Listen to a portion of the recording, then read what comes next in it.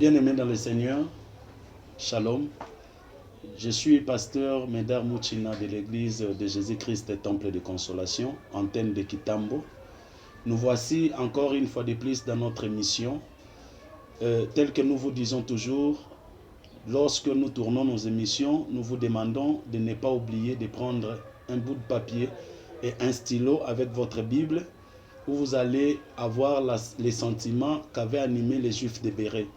Parce que nous vous avons dit l'autre fois que les Juifs de Béret avaient des sentiments qui se différenciaient de ceux de Thessalonique. D'autant plus que ces derniers écoutaient la parole avec beaucoup d'attention, mais ils ne se limitaient pas seulement à écouter la parole de Dieu, mais ils examinaient chaque jour les Écritures pour savoir si ce qu'on leur disait était vrai. L'autre fois, nous avions parlé du baptême.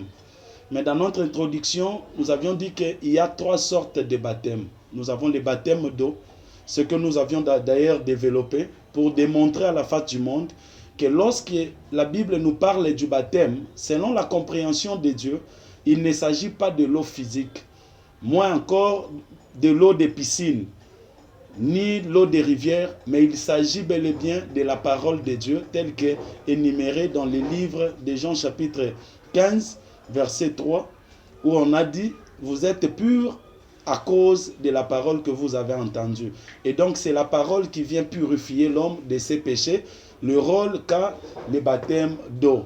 Mais on avait dit aussi il n'y a pas seulement que le baptême d'eau, nous avons le baptême de feu et le baptême du Saint-Esprit. Le baptême de feu, Jésus-Christ a dit dans Luc chapitre 12, verset 49, qu'il est venu dans le monde pour jeter un feu. Et qu'ai-je à désirer si ce feu est déjà allumé? Et donc Jésus avait baptisé les gens du Saint-Esprit. Que dire? Il avait baptisé les gens des baptêmes de feu.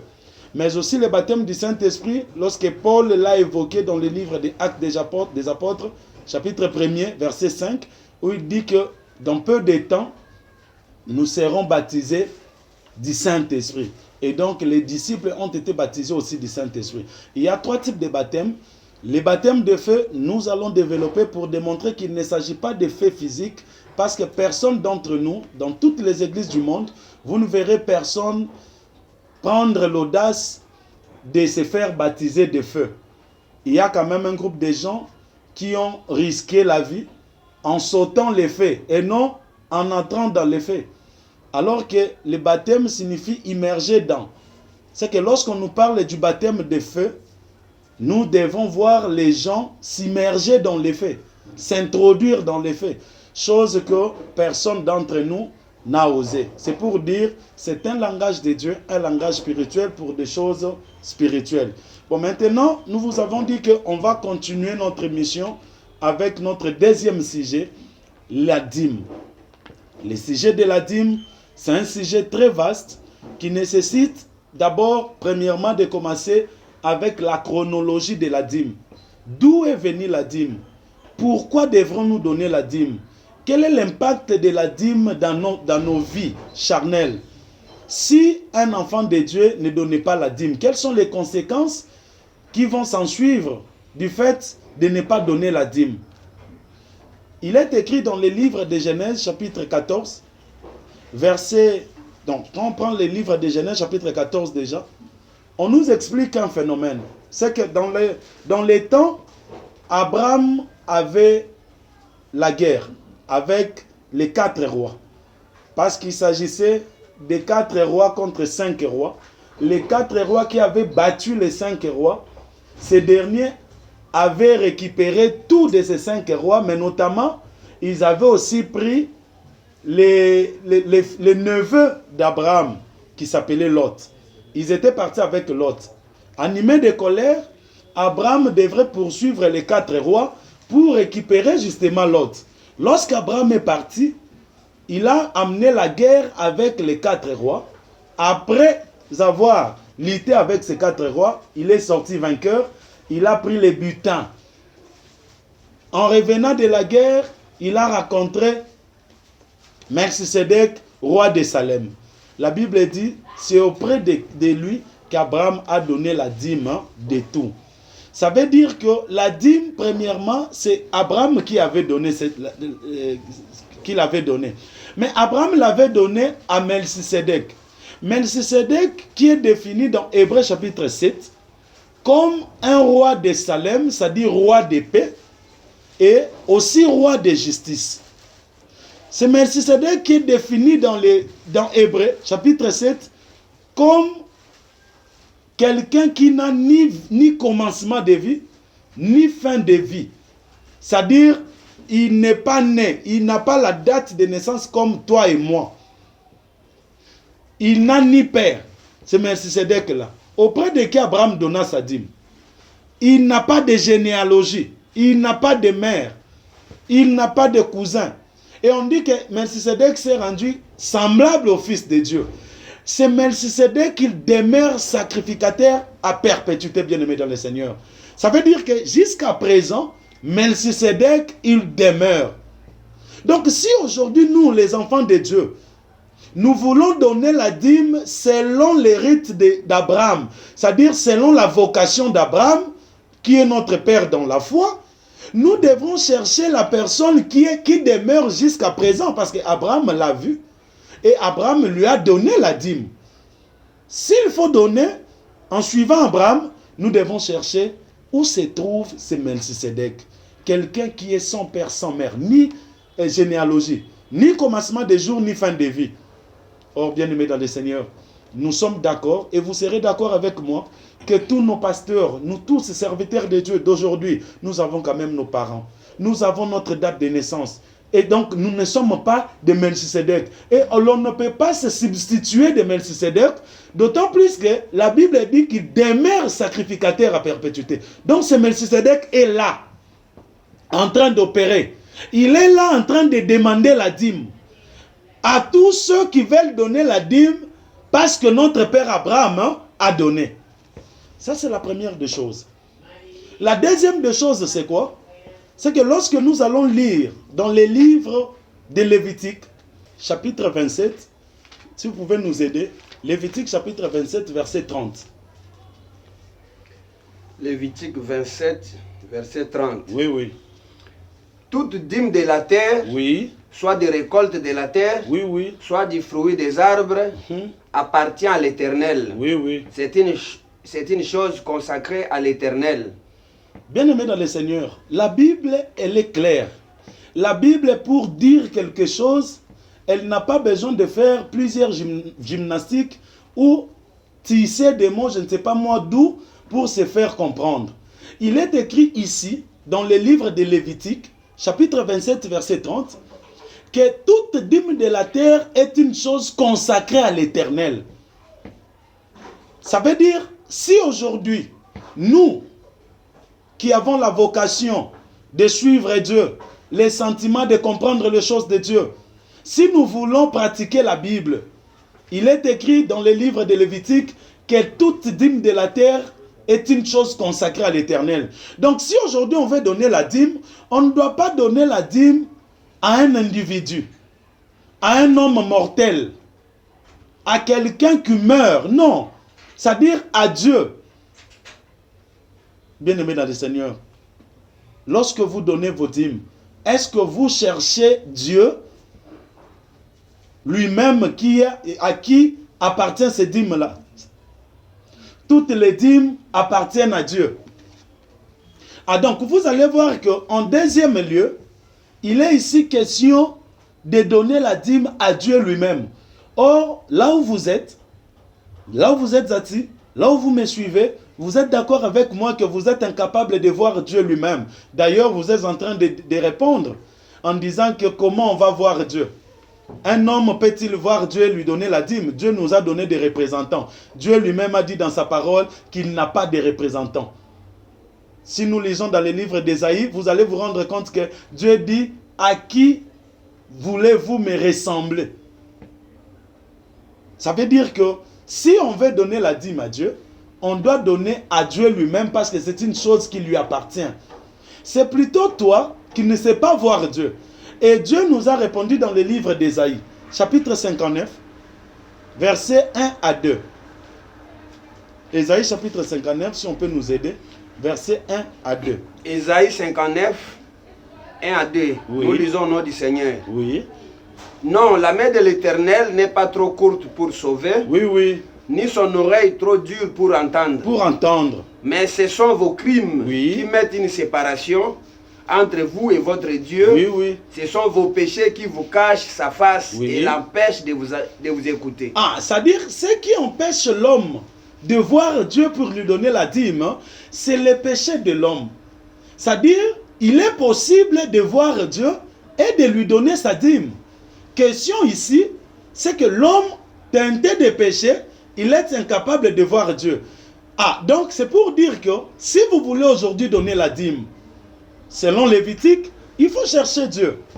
Nous sommes dans la chronologie de la dîme, la variété de la dîme. Comment la dîme a commencé? Comment cette dîme-là, c'est-à-dire la première des choses, nous avons compris que c'est Abraham qui a commencé, mais il a donné à Melchisedec. La deuxième des choses, c'est que Dieu lui-même s'est accaparé de la dîme. Et donc, s'il faut donner la dîme, selon Lévitique, il faut donner à Dieu. Mais la troisième des choses, ou le troisième élément, la troisième possibilité, c'est nous sommes dans le livre des Nombres, chapitre 18, versets 20 à 21. On peut nous faire cette lecture. Nombre 18, 27. 20 à 21. 20 à 21. Oui. Nous lisons au nom du Seigneur. Amen. L'Éternel dit à Aaron, Oui. tu ne posséderas rien dans leur pays. Oui, oui. Il n'y aura point de part pour toi au milieu d'eux. Oui. C'est moi qui suis ta part et ta possession Oui. au milieu des enfants d'Israël. Oui, oui. Je donne comme possession aux fils de Lévi Oui. toute dîme en Israël Mhm. pour les services qu'ils font, les services de la tente d'assignation. Bien-aimés dans le Seigneur, la Bible, elle est claire. Dans l'évolution de la dîme, Dieu, à un certain moment, lorsque les enfants d'Israël ont possédé maintenant la terre promise, il y avait partage de Canaan. Lorsque les enfants d'Israël se partageaient la terre, il y avait une tribu qui avait manqué la terre. C'est la tribu de Lévi. Étant donné que cette tribu, ou ces derniers, n'avaient pas de terre, ou cultiver, planter et puis récolter, c'est en ce moment-là que Dieu décida de donner la dîme qui était devenue comme sa chose consacrée aux enfants d'Israël qui sont des Lévites. Pour quelle raison? Parce que ces derniers n'avaient pas de terre où planter. Bien-aimés dans le Seigneur, posons-nous la question. Nous, aujourd'hui, qui voulons donner la dîme selon ces versets, où est-ce que nous allons trouver Lévi? Parce que je prends le cas de la RDC. Nous tous ici, nous savons que les pasteurs qui nous prêchent la parole de Dieu, chacun a sa tribu. Chacun a sa langue maternelle. Chacun de ces pasteurs-là, d'ailleurs, il y a un langage qui se tient souvent ici à Kinshasa. Ce qui va bengani biso na Kisasa, biso tokozonga na mboka na biso na kozonga na mboka na nga na Lubumbashi, na kozonga na mboka na nga na Likasi, na kozonga na mboka na nga na Bulungu, na kozonga na Chikapa et consort. C'est-à-dire, tout le monde se reconnaît par rapport à un coin de la République démocratique du Congo. Et donc, aujourd'hui, tout pasteur qui prêche la parole de Dieu a une terre. Donc, ce pasteur-là ne peut pas se substituer en Lévi, comme quoi c'est lui qui a maintenant le pouvoir de prélever la dîme sur le peuple de Dieu. Pour prélever la dîme, il faut être Lévi. Or, Lévi est caractérisé par le manque de terre. Déjà, par là, nous sommes d'accord avec vous que non, il n'y a pas de Lévi dans nos églises. Il n'y a aucun pasteur qui manque de terre. Donc, on ne peut pas interpréter, dire qu'on est Lévi alors qu'on a des terres. Bien-aimés dans le Seigneur, c'est pour dire, aujourd'hui, nous allons chercher à comprendre comment et à qui l'on doit donner la dîme. Mais on ne peut pas définir ça du coup, parce que l'on n'a pas, si l'on ne sait pas d'où est venue la dîme, comment la dîme a connu des variétés et ce que nous devons faire maintenant. Nous sommes Église de Jésus-Christ, Temple de Consolation, antenne de Kitambo. Notre adresse se trouve au bas de votre poste téléviseur. Notre numéro est là. Appelez-nous pour des questions. Nous nous réunissons chaque samedi à partir de 14h30 pour les enseignements bibliques. C'est le samedi où nous ouvrons maintenant la pensée de Dieu. On montre la vérité de Dieu cachée dans l'Écriture pour que l'homme soit sauvé. La Bible telle qu'elle est là, si on veut comprendre la Bible charnellement, on est en dehors de la plaque. Raison pour laquelle aujourd'hui, il y a un combat qui existe entre les musulmans et les chrétiens. Et les chrétiens ne savent pas se défendre. Pourquoi? Parce que les musulmans taxent des chrétiens comme des gens qui ne comprennent même pas leur propre Bible. Pourquoi? Parce que les chrétiens comprennent la Bible charnellement. Comme les musulmans aussi sont en train de comprendre le Coran charnellement. J'ai suivi un débat dans la télé où les musulmans posaient la question aux chrétiens de savoir quelle est la version divine que nous, chrétiens, nous pouvons prendre et considérer comme la parole de Dieu. Et je vis les chrétiens sécher face à cette question. Je vis les chrétiens ne pas avoir des arguments solides à donner à ces derniers, à ces musulmans, pour leur dire que nous, en tant qu'enfants de Dieu, il est écrit dans la Bible que toute écriture est inspirée de Dieu.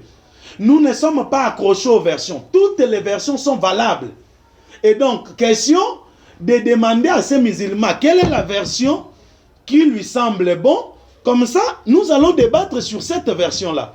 Et un argument genre, dans la Bible, pourquoi vous croyez dans la Bible dont les mots Bible ne se trouvent pas dans la Bible? Ils ne savent pas que la Bible, c'est juste un mot grec qui vient c'est un mot qui a l'origine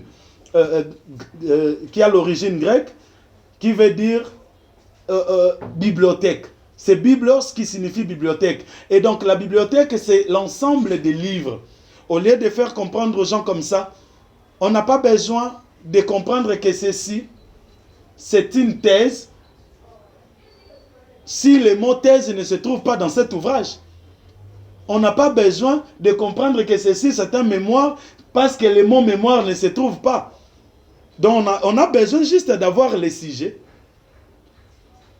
développer, et le niveau de la personne, s'il est en licence, on comprend tout simplement qu'il s'agit de mémoire. Et donc, les gens ne savent pas défendre la doctrine, défendre la parole de Dieu, parce qu'ils comprennent la parole de Dieu charnellement. Et donc, nous maintenant, chaque samedi, on explique ça spirituellement pour que les peuples de Dieu puissent avoir la lumière. Que notre Dieu vous bénisse.